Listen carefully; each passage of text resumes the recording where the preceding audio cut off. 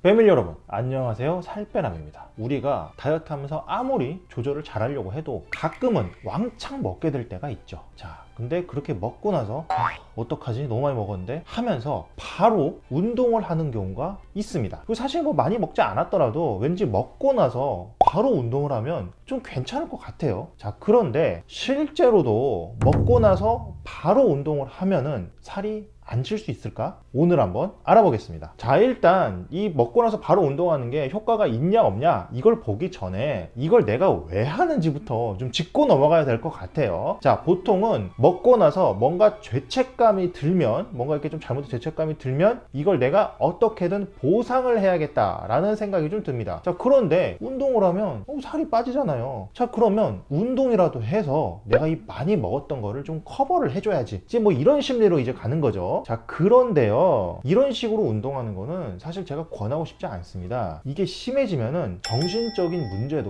올 수 있기 때문이에요. 아마도 여러분 폭식증이란 단어 들어보셨을 텐데요. 정말 폭발하듯이 한 번에 엄청난 양의 음식을 먹는 증상이죠. 자, 그런데 그렇게 엄청 먹는 거 말고도 폭식증의 굉장히 중요한 요소 하나가 또 있는데요. 왕창 먹고 나서 그 음식을 뭐 토한다든지 설사약이나 이뇨제 등을 먹어서 이렇게 자신이 먹었던 음식만큼 체중을 막 억지로 줄여본다든지 그렇게 이상행동이 생기는 게 있습니다. 그냥 왕창 먹고 끝나는 게 아니라 그걸 보상이라도 하듯이 몸에 무리가 오더라도 체중을 줄여보려고 하는 거죠.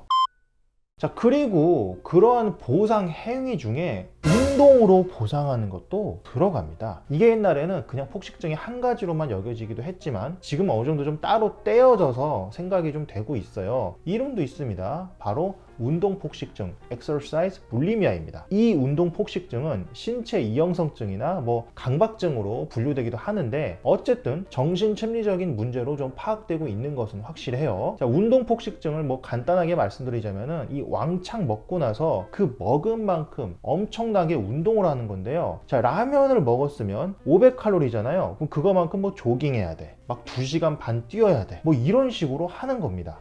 그런데 얼핏 듣기에는 이거 문제 안 될 것 같거든요. 근데 왜 이게 안 좋은 거라고 할까? 대부분 음식들이요, 칼로리가 굉장히 높고요. 그 칼로리를 소진하려면 운동량이 지나치게 많아지기 때문에 그렇습니다. 자, 특히 이 운동 폭식증이 있는 분들 중에 많은 분들이 주로 유산소를 해서 이걸 좀 소모를 시키려고 하는데 이게 굉장히 지나치는 경우가 좀 많거든요. 그래서 문제가 됩니다. 퀸스랜드 의대의 2012년도 연구에 따르면 이런 운동이 너무 지나치게 되면은 심지어 막 심장의 모양 등에도 이상 변형이 올 수 있다고도 하죠. 자, 그런데 이런 거 외에도 과요불급이라고 운동도 너무 지나치면 우리 몸에 해가 될 수 있는 거는 여러분들도 다 잘 아실 겁니다. 자, 이러한 운동폭식증의 증상 중에는 1번 운동하면서 수시로 얼마 칼로리가 소진되었는지 체크한다. 2번 정해진 시간에 운동을 못 가면 막 걱정이 막 엄청 많이 되거나 막 죄책감을 느끼거나 심지어 분노하기까지 한다. 그리고 3번 자신의 체중이나 바디 사이즈를 막 수시로 체크하면서 운동의 필요성을 막 더 느낀다. 자, 그리고 4번 자신의 몸을 보는 시선이 필요 이상으로 너무 엄격하다. 막 군살 조금만 있어도 못 참는 거죠. 그리고 5번 운동을 너무 많이 하는 거 아니냐고 타인이 만약에 물어보는 경우가 있으면 막 화를 내거나 지나치게 방어적이 된다. 자, 참고로 이런 증상들은 운동을 내가 하고 있더라도 오히려 더 심해지는 경향이 좀 있고요. 내가 운동을 이거 한다고 해서 그 근원적인 불안감이나 죄책감이 사라지는 건 아닙니다.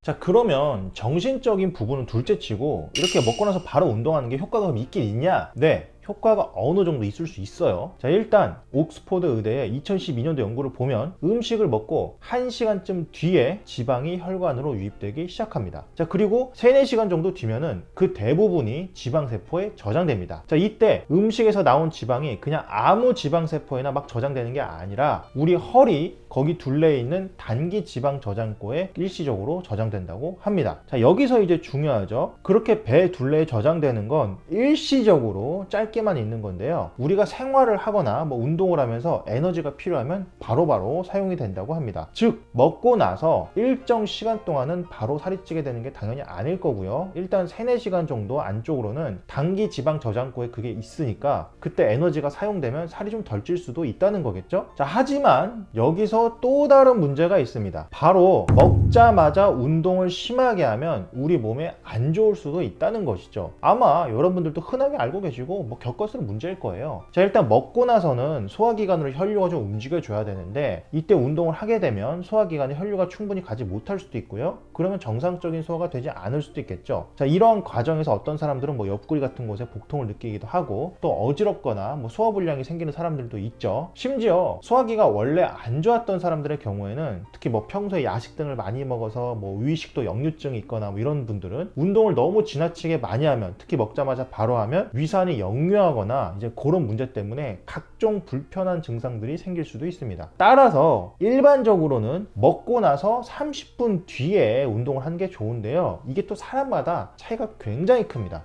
케바케가 너무 많이 크니까 일단 30분을 일단 기준으로 먼저 해보시되 이걸 내가 실험을 좀 해보면서 나는 요 정도 운동을 하는 거는 요 정도 먹고 나서 뒤에는 해도 되는구나. 자, 이런 식으로 좀 천천히 알아가 보시면 됩니다. 구독과 좋아요를 누르면 요요가 안 올지도. 자, 이렇게 해서 오늘은 이제 먹고 나서 바로 운동을 하면 이게 살이 안 찌고 과연 효과가 정말 있는 건지 한번 알아봤어요. 자, 일단 먹고 나서 운동하는 게 내가 이게 강박이 되거나 이게 너무 심하게 하면은 정신적으로도 문제가 올 수 있다. 이제 이런 건 좀 말씀을 드렸고요. 또 먹고 나서 운동이 효과 있을 수는 있는데 또 먹자마자 바로 운동을 너무 심하게 하거나 강도가 너무 세면은 이건 또 문제가 된다는 것도 이제 아셨을 거예요. 자, 그러면 우린 도대체 뭐 어떻게 해야 되는 걸까? 자, 일단 제가 권장하는 것은 먹고 나서 한 5분에서 10분 정도 가볍게 걷는 겁니다. 산책이라고 하죠. 먹고 나서 잠깐 쉬면서 한숨 좀 돌렸다가 조금 걷는 것은요, 소화에도 도움이 되고 솔직히 우리 몸에 거의 무리가 가지 않습니다. 이때 뭐 빨리 걷기 꼭 하실 필요도 없고 그냥 천천히